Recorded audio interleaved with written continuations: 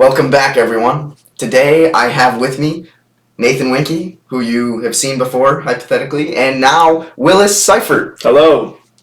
My name is Willis Seifert. I'm a longtime friend of Nate and Harley. We went to high school together, and then I also go to Western Michigan University. I'm studying chemical engineering.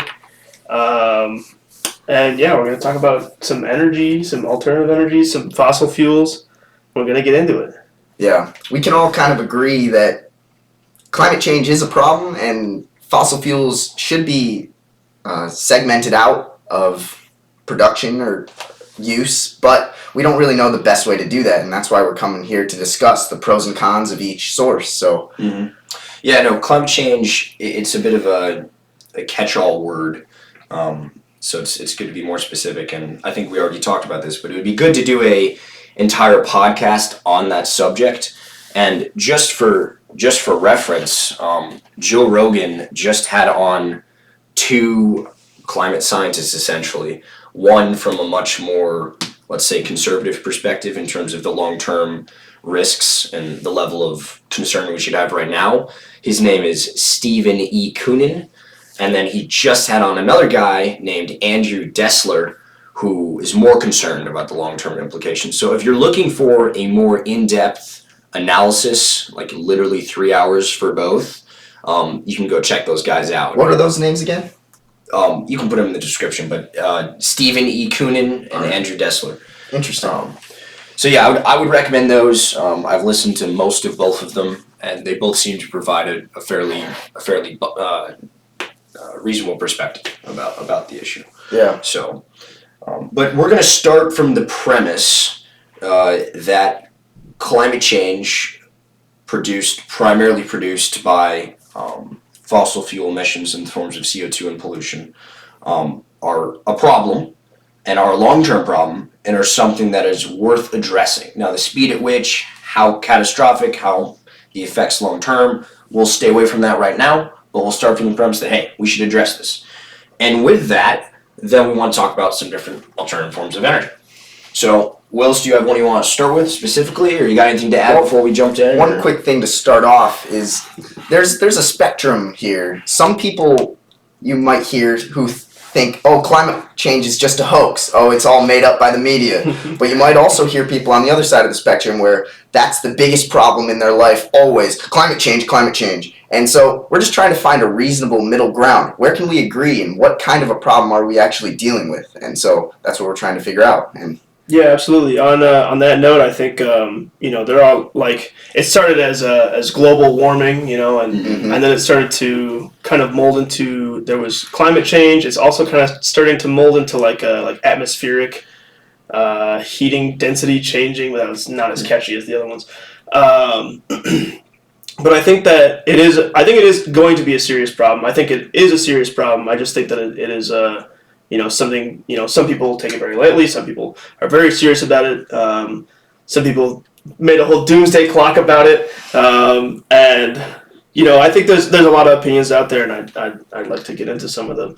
But maybe in a different one. Yeah. We should talk more about the alternative energies. Another thing to note is that some of the alternative energies do emit a lot of carbon, like pollutions, and also something I've learned in class is like natural gas. Natural gas is a lot cleaner, and we're seeing a lot more push from like coal and petroleum power plants to natural gas power plants. Mm-hmm. But if done incorrectly, natural gas can release a lot of what one of my professors calls NOx and SOx. NOx is like nitrous oxides, and SOx is sulfuric oxides. And it's really interesting. The nitrous and sulfuric oxides are like 16 to 30%, 16 to 30 times worse than carbon dioxide. Yeah. Is for the greenhouse effect. Yeah. Kind of like how methane is about 85 times. Yeah, exactly. Methane's terrible. Yeah, methane is horrible. But those cows. Those cows. But I think at the same time, natural gas done right and not burning off all this NOx and SOx is fantastic. It's a lot cleaner carbon-wise, and it's a lot better to harvest, I guess. You're not, It's not destructive for the environment. Yeah, exactly. Yeah. I mean, there's fracking, but that's pretty fixable in a sense. Sure. Um, So we have a list here of the different alternative energy sources that we like to discuss. This is not an exhaustive list, but it's a summarized list, and we're gonna start with nuclear. So, Nate, Go ahead, Nate. Start with the nuclear chat. Okay. No, so we definitely can start with nuclear. I'm just going to change your plan, and we're going to start with wind and solar. Okay, wind and solar. Because it kind of goes into the importance of nuclear by talking about wind and solar. So let's start with wind here, shall we? Sure. Save the birds. So new form of energy. It's expanded just an insane amount over the past decade specifically. They've been able to lower costs by a huge percentage.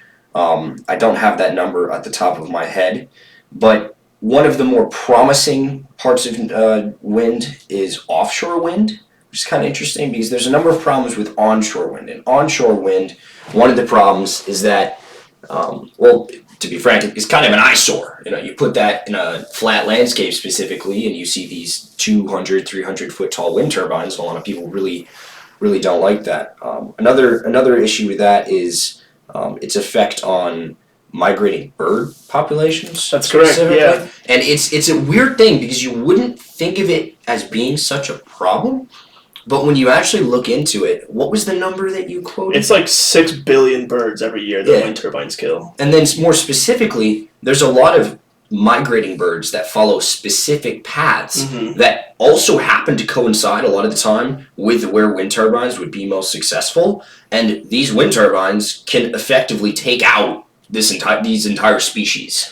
One of the reasons actually this is because, you put the wind turbines where it's windy, obviously. Yeah. And there are these, obviously there's the jet streams, but we're not reaching that high, and birds don't go that high.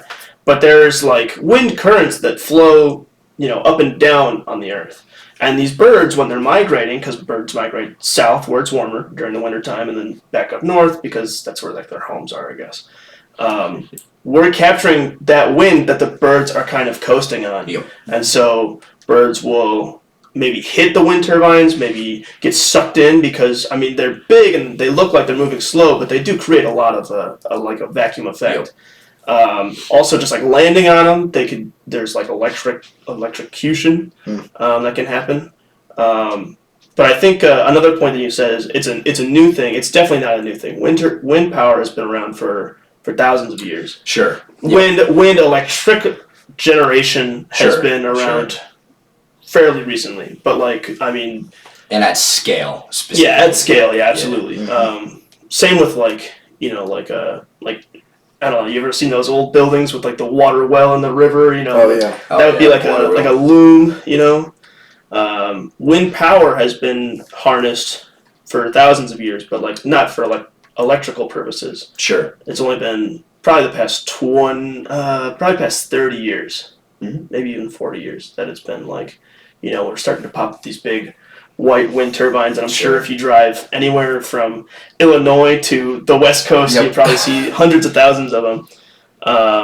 But yeah, they are pretty efficient, which is cool. We've increased the efficiency a bunch. Absolutely, and if it's windy. Yeah, well, that's a good point. That's the point that I want to get into. Yeah, you were talking about offshore, which is essentially propping up these giant wind turbines on these floating buoys in the middle of the ocean, and then connecting a line to all of them, and then connecting that line all the way back to the mainland, and that generates power, and that is a constant flow of power.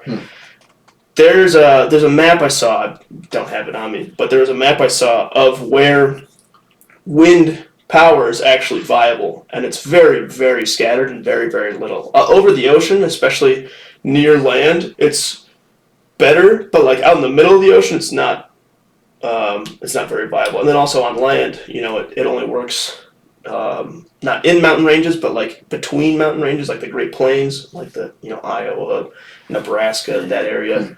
And there's some science behind it, but I don't know. I haven't looked into it too much, but it is a rare. You wouldn't go to San Francisco and be like, oh, where are all the wind turbines? Exactly. There's no use for them. And then also, where wind turbines are viable are normally in places where people don't live. And what that means is you have to create a lot of infrastructure to carry that the electricity long distances to cities and to places to distribute the electricity. So that's another issue with it. And then as it's traveling, it's the resistance. It's losing energy as you travel through the to an extent. Yeah. Mm-hmm. But yeah, we've gotten pretty good at that. But sure. But Harley brought it up a little bit earlier. But the big point here that I want to point out, and this applies to solar as well, is that wind only works when the wind is blowing. And this is the single biggest problem, in my opinion, with both solar and wind, is that they're fundamentally unreliable sources of energy. And the current way that our power grid works is that it relies upon a large percentage of baseload power, and it also relies on an ability to be able to predict and then also ramp up power generations at different times of day when you meet different peak levels of demand. And when you have a fundamentally unreliable source of energy like wind or solar, as you increase the percentage of the grid that they represent, as you increase their percentage, it costs more for the grid because you have a greater percentage of the grid that is functioning on unreliable energy. Now, that doesn't mean that we throw them to the curb. That just means we have to be realistic about their downfalls and find ways to address them. And a lot of people immediately go to, okay, well, why can't we store that energy? And that's a good point. Now, battery technology is simply not where it would need to be in order to do this. Now, that doesn't mean that we can't get there in the future, but here's an interesting statistic that I heard a while ago. If you took every single battery in California and you tried to run like every battery, car batteries, everything, and you tried to run the electrical grid in California off all those batteries, it could only do it for about 23 minutes. So now, again, that doesn't mean that we won't be able to improve that technology, but fundamentally the electrical grid has been designed and is efficient at transferring electricity using baseload power and using power generations that are reliable. So that's the biggest downfall with solar and wind, and that has to be addressed, and that's why I want to start with those, because that's something that nuclear does address. Now, do you want to quick talk about solar too a little bit? Yeah. And if you have anything more about wind, but I just kind of wanted to go for it. Frame that, but go No, for I it. absolutely agree. I think I'm in a class right now called Renewable Energies and Storage. We haven't quite got to the storage stuff, but I read ahead and I'm actually interested in it. This is awesome. And I do really like it. Yeah, and it's super easy. But it's really interesting because, a lot of people think, oh, we need to store energy, let's go battery. And that's kind of the only thing we've been doing for maybe 40 or 50 years. I follow a lot of startups. I kind of mentioned this earlier. But there's a startup that's looking into, I wish I had the name, but they're looking into large form, like water batteries, essentially. Yeah, essentially turning dams into batteries, right? Is that the idea? Kind of, yeah. It's like what they would do is they would, as energy is generated, let's say during the daytime when it's, solar panels actually are generating electricity, they would power pumps and the water would pump up into a big, I guess, like bathtub, and then when they need to actually use that energy when it's nighttime and there's no solar energy coming or being harvested, it would then flow through a turbine, and it's kind of like a very cyclical thing. Now, there's the reason that it's not a thing right now is because it's incredibly inefficient.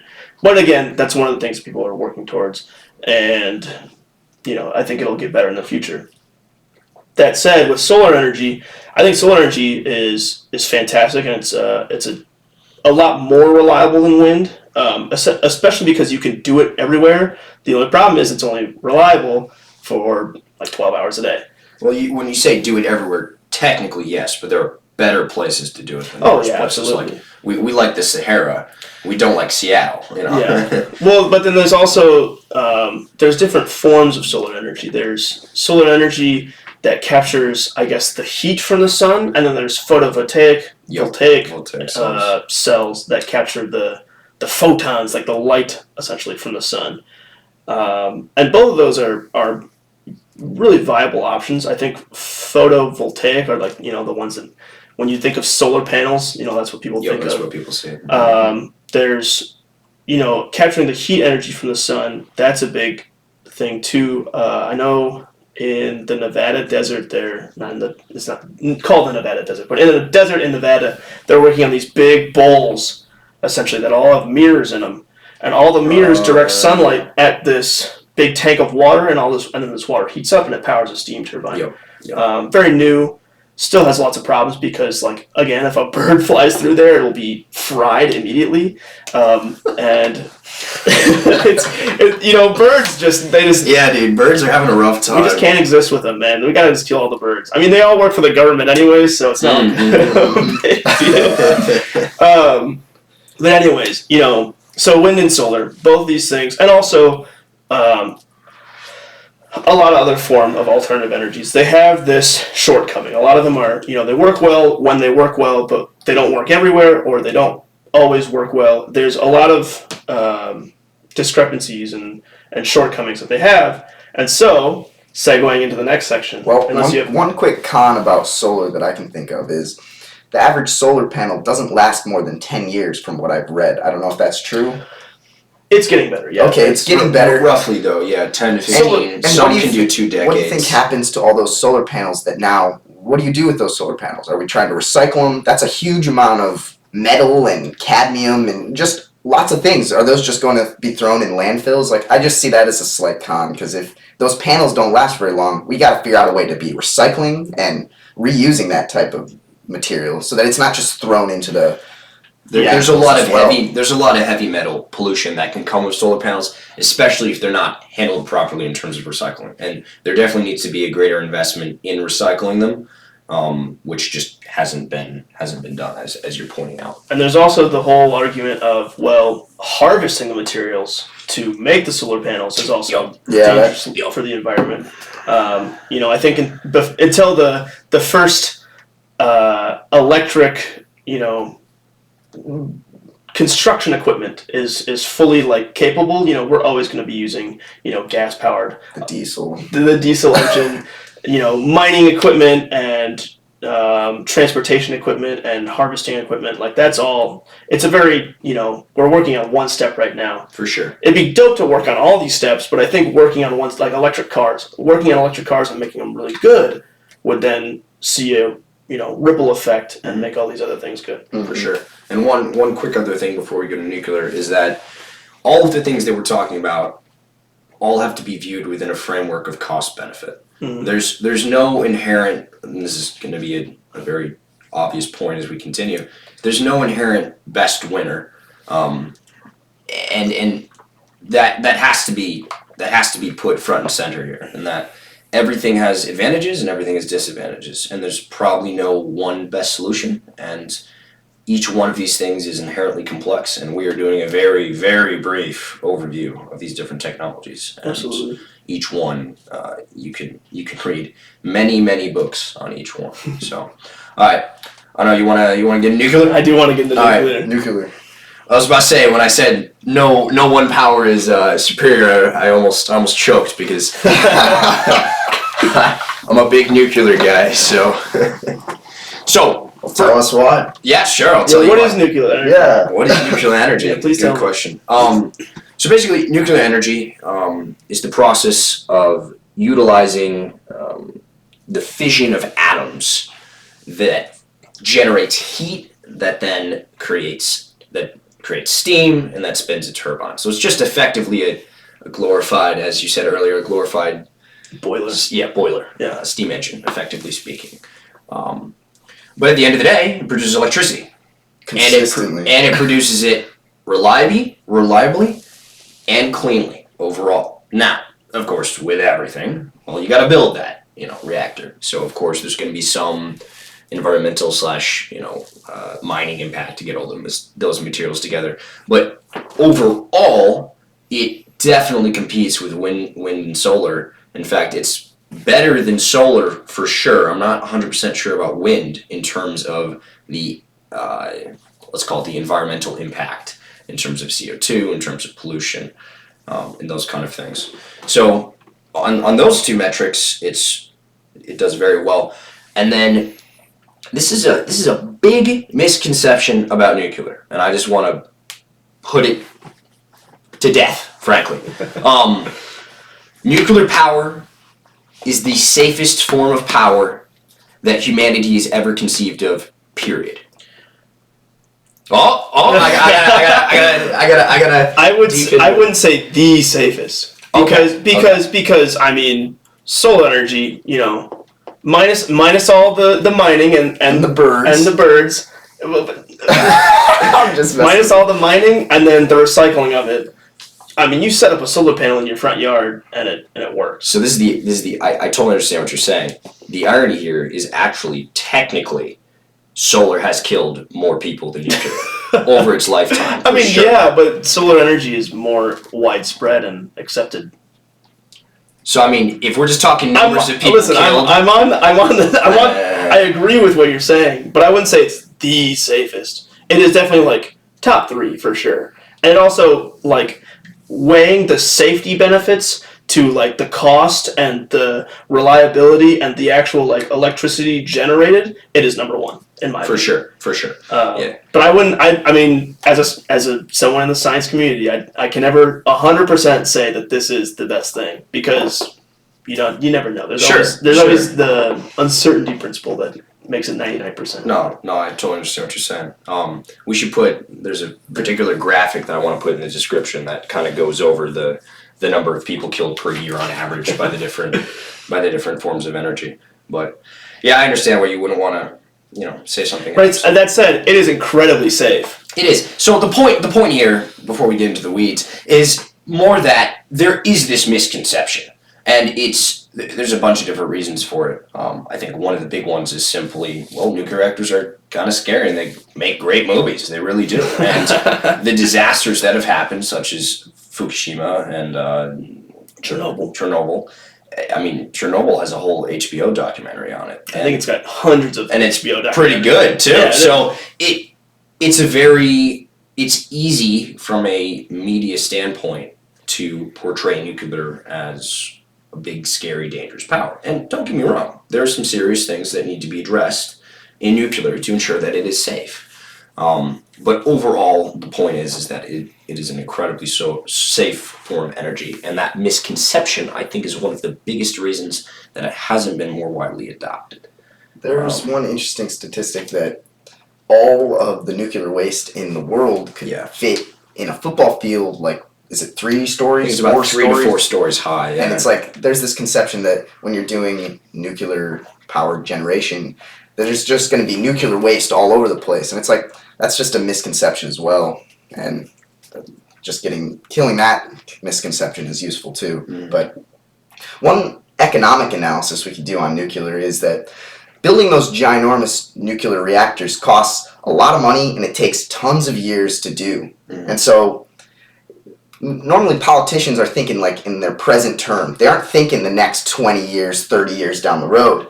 And so there's a con when building those giant reactors that we can see. But there's becoming smaller and better different types of nuclear reactors. One called a thorium salt reactor. There's a thorium reactor and there's a molten salt reactor. Okay. Yeah, 2 different things, but yeah. Gotcha. Okay. But both of them are fantastic and promising. And very promising. And, give it 5-10 years, we might be driving molten salt reactor cars. Probably not, but like... hopefully they'll be powering my Tesla. Yeah, exactly. Mm-hmm. No, for sure. And on that economic analysis, this is actually a very important point. If you're an investment firm and you can say, okay, well, I can either build this natural gas plant and I'm going to start recouping profits in 3 years, or I can build this nuclear plant and I'm not going to recoup any money for 15 or 20 years, especially if you're a politician. What project are you going to fund? I mean, it's going to be the natural gas plant. So that's a big barrier to entry for new plants. And that's actually a serious problem. So, where else do we want to go with nuclear? I think that nuclear energy, one of the big turn-ons, I guess I would say, is that, assuming you have the infrastructure to build a nuclear reactor, like the roads and the trucks and all this stuff that you would have to use to build a nuclear reactor. You could essentially put it anywhere. Yes. Compared to wind and solar, solar works better where it's sunny and wind works better where it's windy. Everywhere is nuclear because you could just set up a reactor and it works. For sure. And I think that is often misconstrued. I have some data here. This is the one piece of data that I brought. Sweet. So nuclear energy in the United States accounts for 9% of Americans' electric consumption.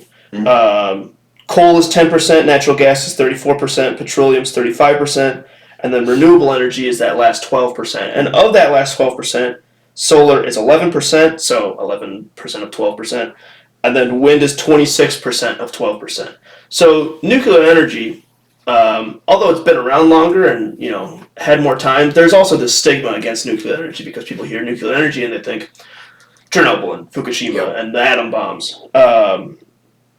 But at the same time, nuclear energy, there's only, I believe you can fact check me on this one, but it's around 60 nuclear energy plants in America that are actively generating electricity. Something like that. I think the closest one is in, I don't know. Can I reveal our look? Yes, we go to Western Michigan. I'm not gonna dox you or anything, but I think there was one in the Holland area. I'm pretty sure, but I could be incredibly wrong on that.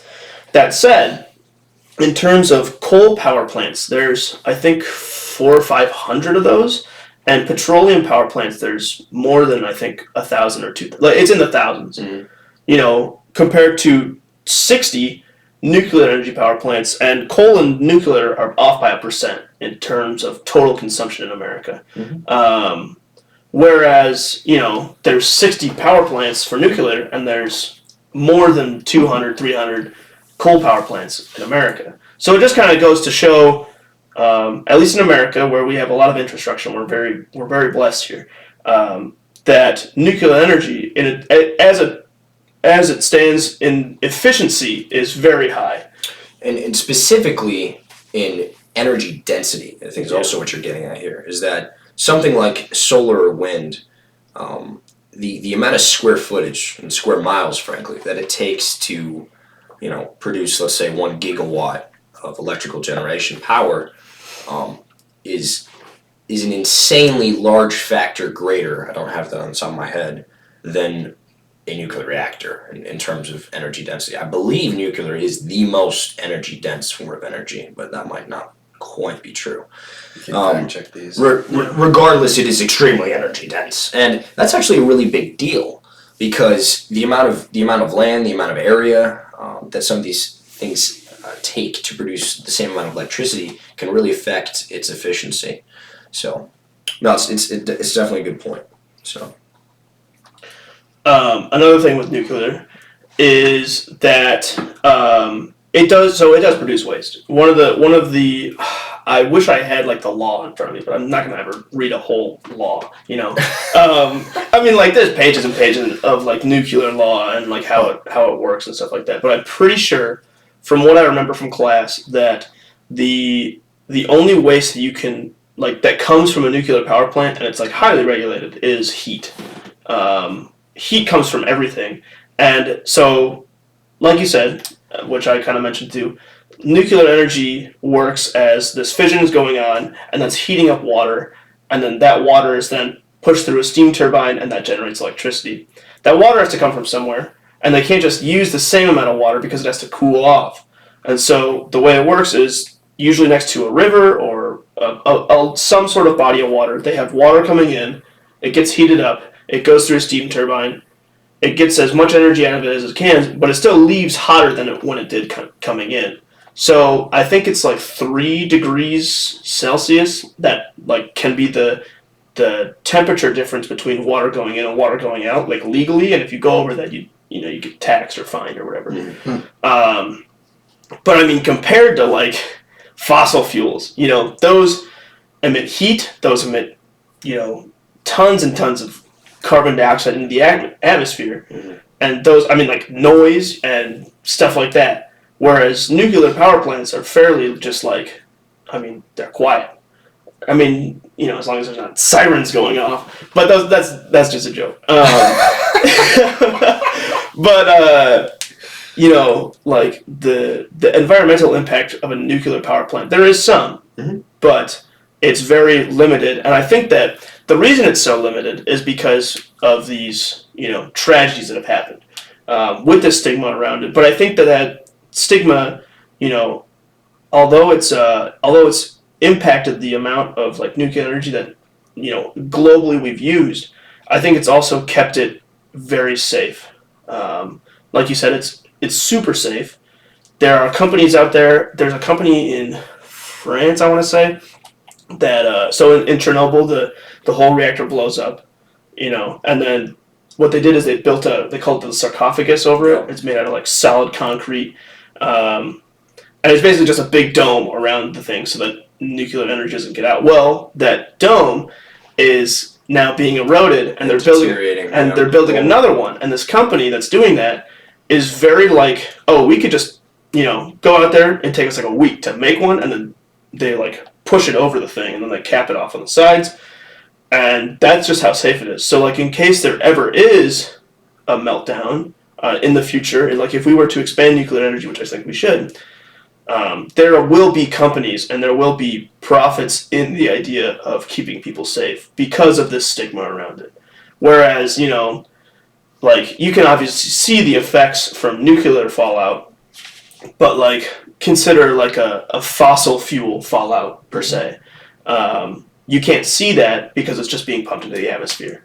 In the same way, not the same stark, media crazy, exactly, let's make a documentary kind of way. People don't really realize this, but tens of thousands, if not hundreds of thousands of people per year die from indoor air pollution and pollution in general in air.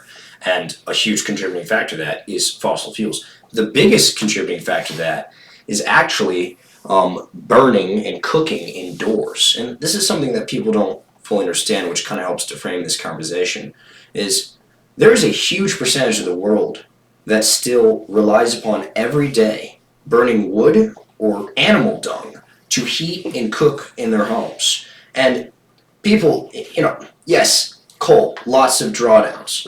It beats the hell out of wood and animal dung.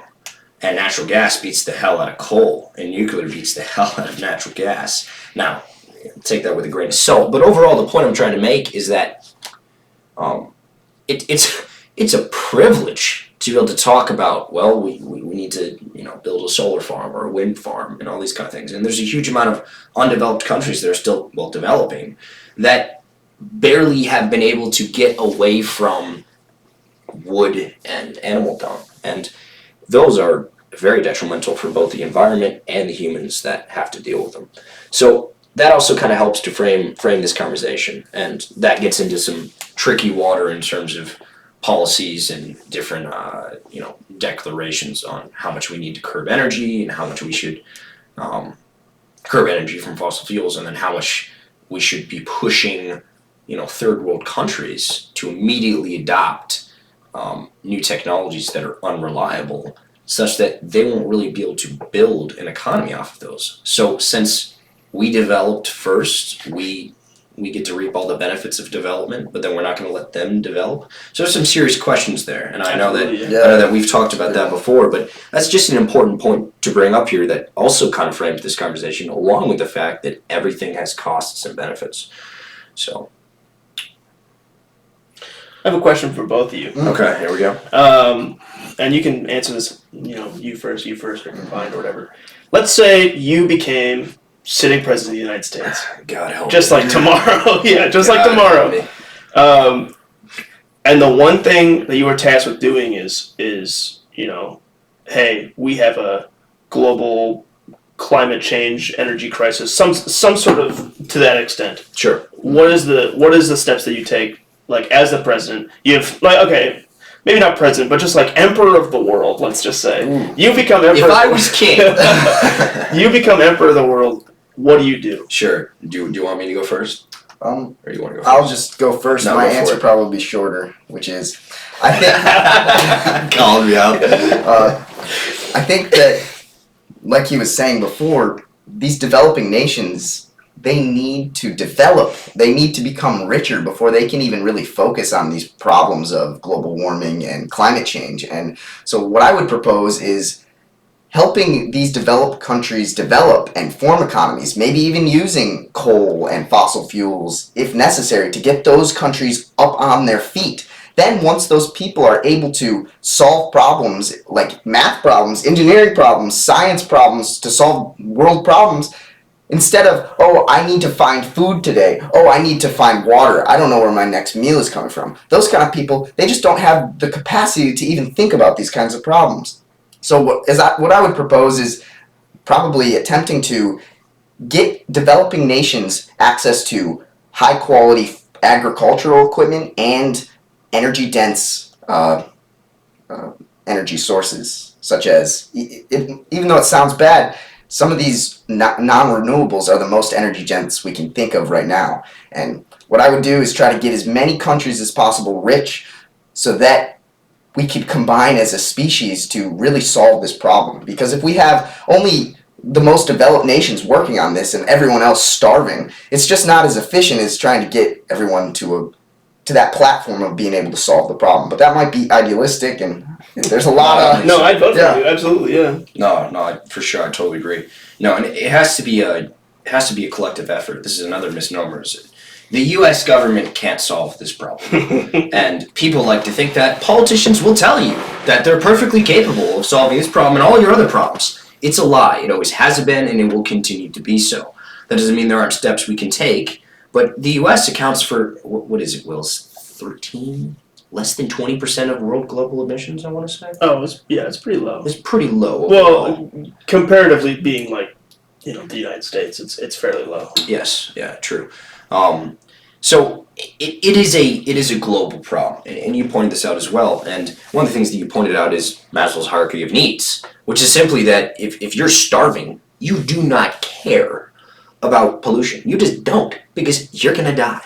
And this is a key point. And you will not be able to solve the problem of pollution, climate change, etc., until you get people above a certain median income. And there is actually that number, and of course I don't have it on the top of my head, but you can actually measure that, and economists have, and once you get people rich enough, they start to care about the environment, and they want things to be better around them. So that's a key component there. Specifically with what I would do for the U.S. more specifically would be deregulate nuclear to a large extent. A huge reason that there's been little to almost no investment in nuclear is that it is, I believe, the most regulated form of energy, I think by far, which has immense problems in terms of its development and innovation. And that isn't to say that there shouldn't be some regulations. There certainly should be. But overall, the safety record shows that it's extremely safe, and the regulations and the political pressure to get rid of nuclear, which is happening at scale in California right now, has made it very difficult to invest in some of the new, more promising technologies within nuclear, such as modular reactors and small reactors that can actually have components built in factories, thorium reactors and those kind of things. And then broadly again, you brought up something that I would echo is we need to get these developed countries, or undeveloped countries, developed. We need to give them access to clean drinking water, to reliable electricity, and education. And if we don't do that, we can't truly begin to address this problem. And how do you do that? Well, that's a tough one. Yeah. But that's the goal. So. What would you do, Willis? Thank you for asking. If you were king. Yeah. I had a conversation with a friend. I'm pretty sure I was maybe a little under the influence. But like we were just getting on to this conversation. Mm-hmm. And so I've kind of had this conversation before, and I've had a lot of time to think about it as well.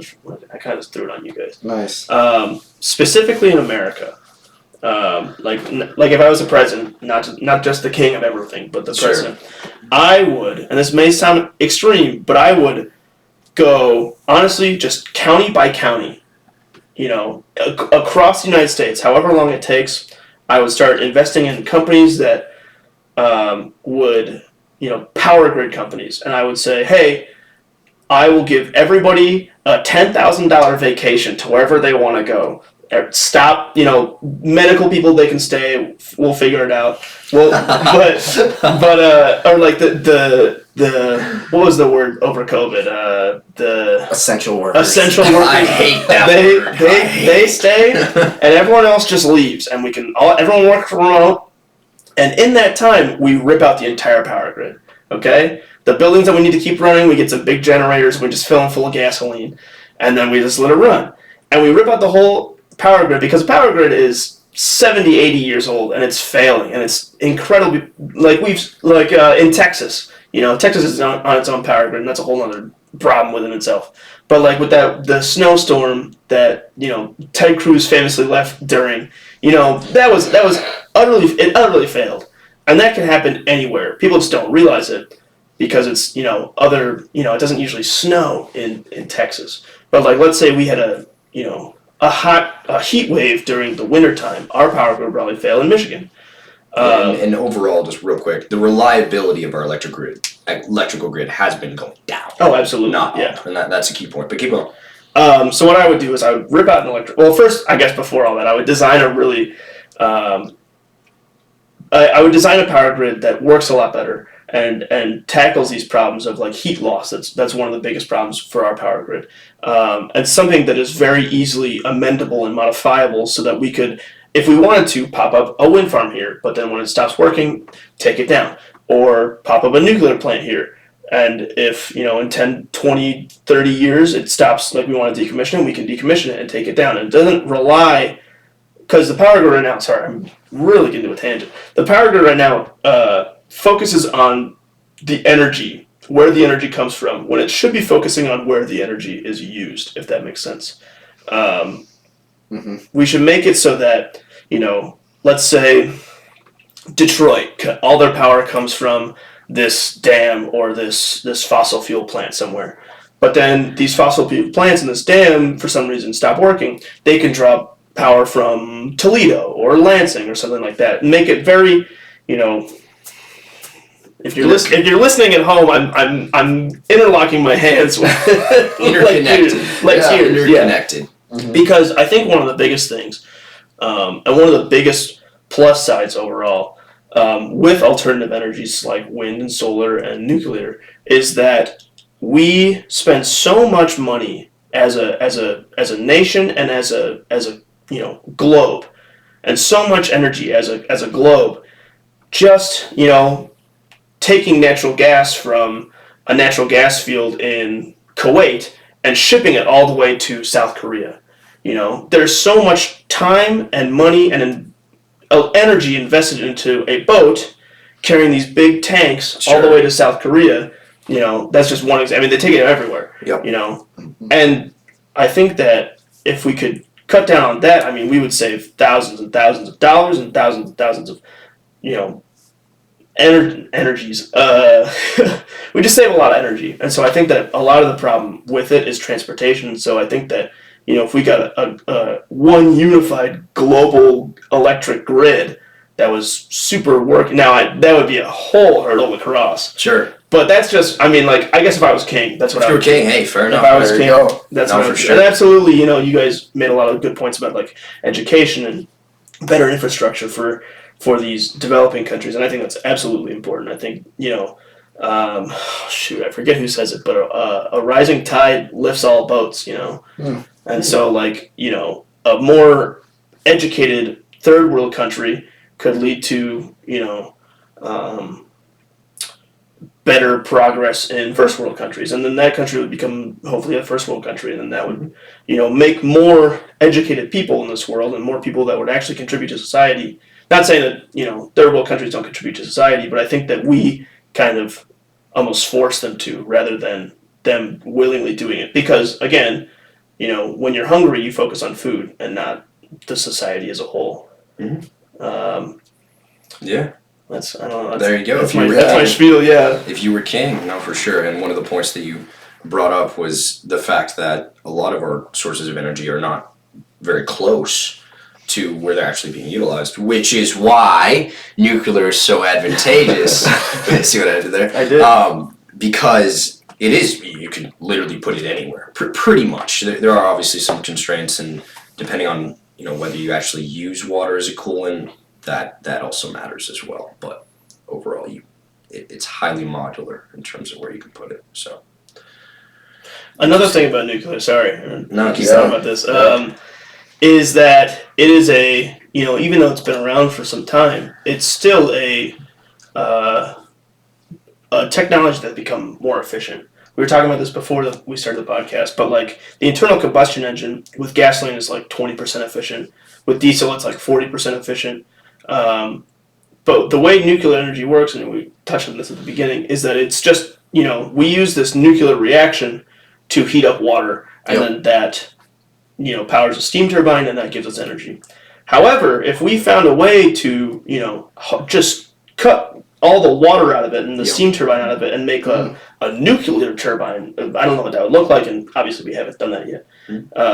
If we were able to do that, that would be insanely more beneficial than anything. And I think that if we hit that point, in the next 10, 15 years, I think nuclear energy would be a lot less stigmatized and a lot more widely accepted because, you could, at that point, pop in a little piece of uranium-238 into this big machine and just, set it up next to a hospital and power a hospital for years. You're thinking of maybe like instead of heating up water, what is it heating up? The air? And it wouldn't be heating up anything. Oh, okay.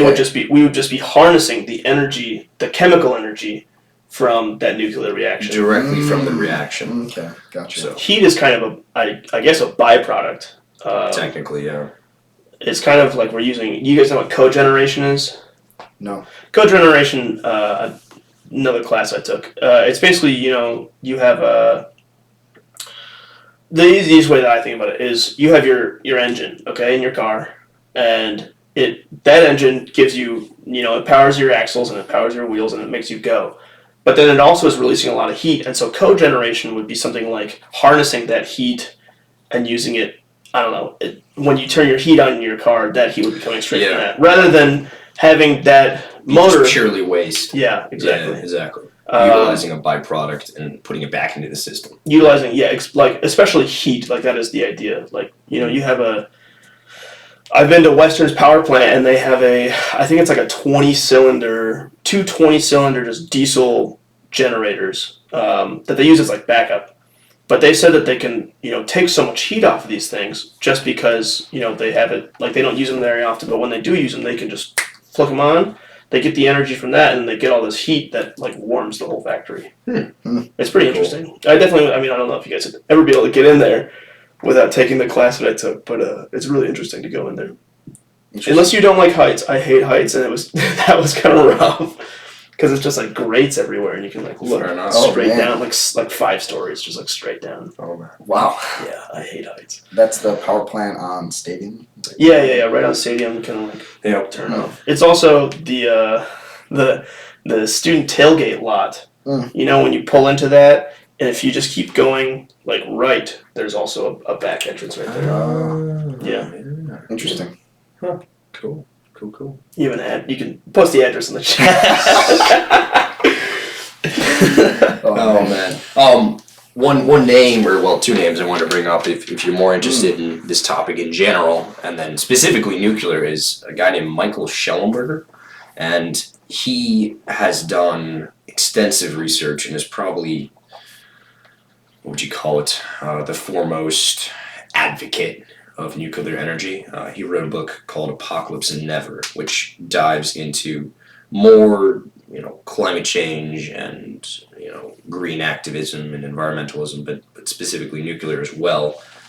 Excellent book. Another guy is named Bjorn Lomborg, and he works at the Copenhagen Institute, and he's probably one of the foremost thinkers in this dimension as well, in terms of renewable energy and climate policy and economics. And I found those 2 guys to be relatively nuanced and useful as well. I would say they're both probably more on the side of like a more conservative view about climate change. So I'd say they more come from that perspective, but both of them take the issue very seriously, which I respect a lot. So think they're highly valuable sources and recommend anything they've written, frankly. And they also have both done TED Talks, and I know a lot of people like those as just an easy way to kind of get a brief summary in a really solid form through a TED Talk. So I recommend those. So we didn't even talk about like geothermal and tidal stuff, and I know you kind of wanted to touch on that. So I was you want to touch on tidal and whatnot you were just working on? So I know that's kind of part of what you're working on. I'm writing a group research paper right now about tidal energy and I guess all hydroelectric energy. So there's dams, then there's like I forget the word, but they're like they harvest a little bit of water and then like it's a dam that's like inland essentially, like don't worry about it. Never mind. And then there's tidal power, which are like these big basins that fill up with water, and the water goes back and forth, and that's how it generates their energies. And there's also a new form called power buoys. We were talking about this, which are basically just underwater wind turbines, essentially. They're very new and they're very experimental still. I don't think they're being used anywhere, but I could be wrong on that.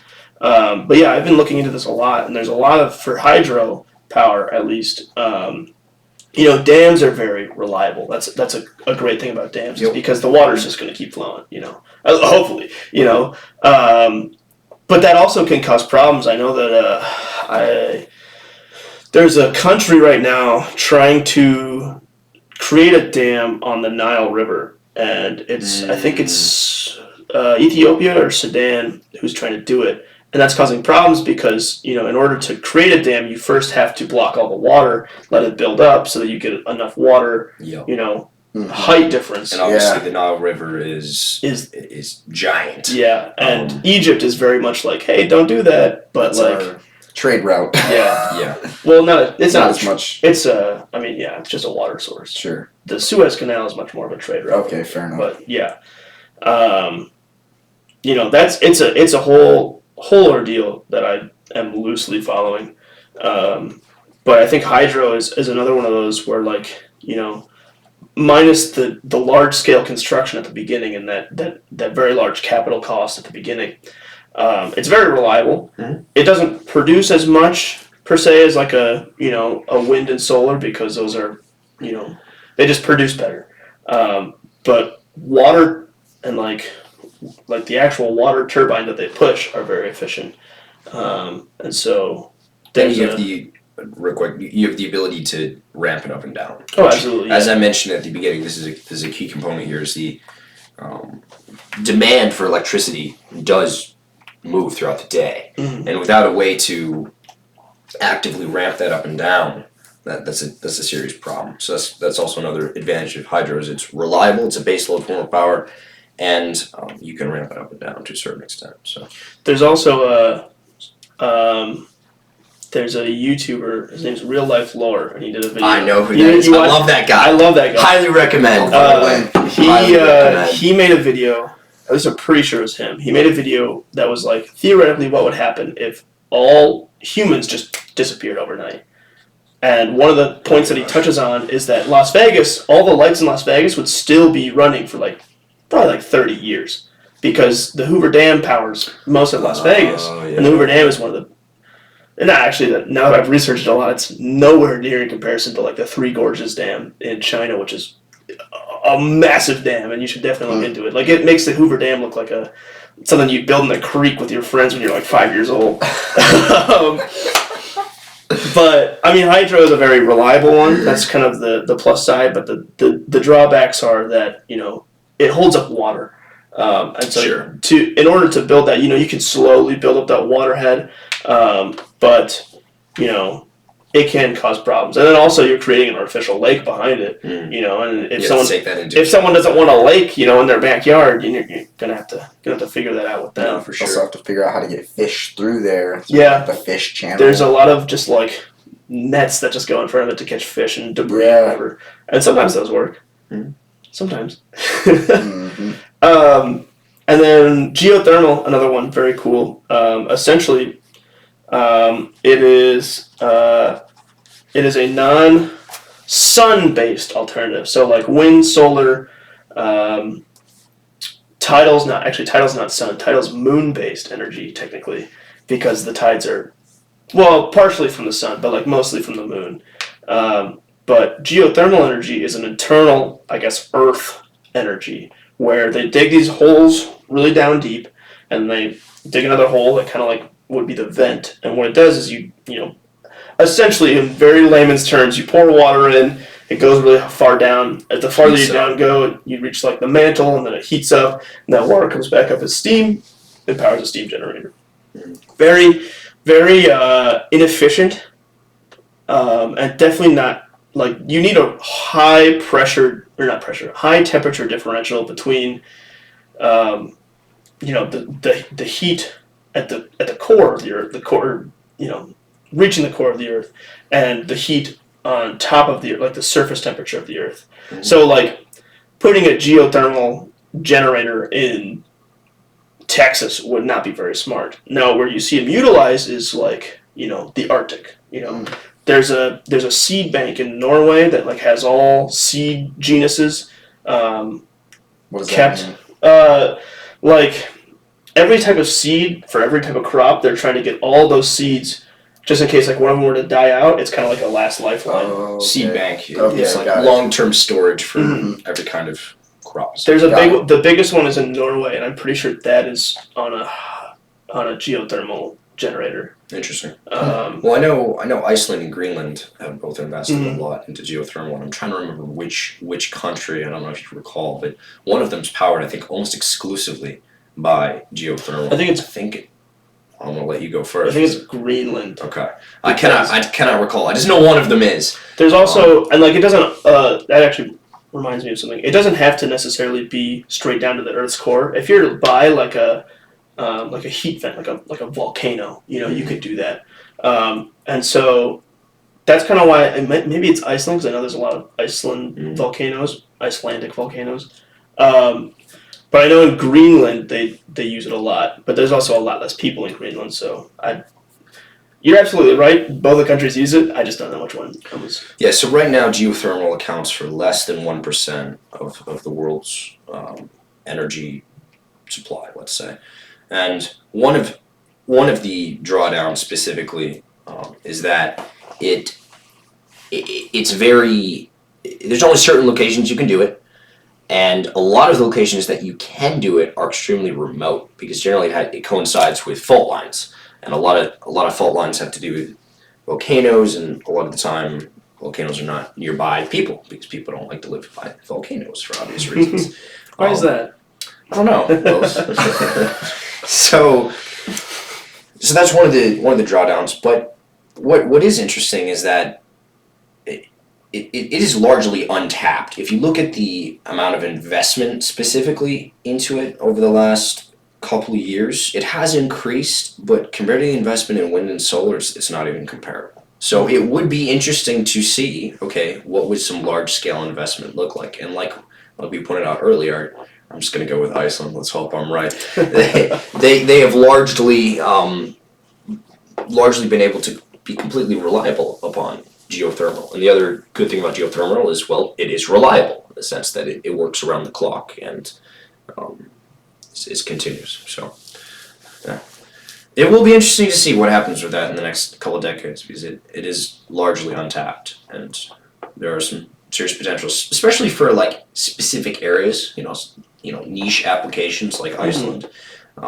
It probably wouldn't work, worldwide, but in specific locations, there's a lot of potential. So absolutely, yeah. I think, looking at the time, I'm going to make some closing remarks here. There we go. That sounds good. One of my favorite, quotes. It's a tweet from a YouTuber that I like. There we go. Nice. We'll call it a quote. He said that technically, wind and solar. So like wind energy comes from weather, and weather comes from the sun because it's like the day and night cycle, I guess, and that is from the sun. Solar comes from the sun, and a couple other forms of alternative energy come from the sun.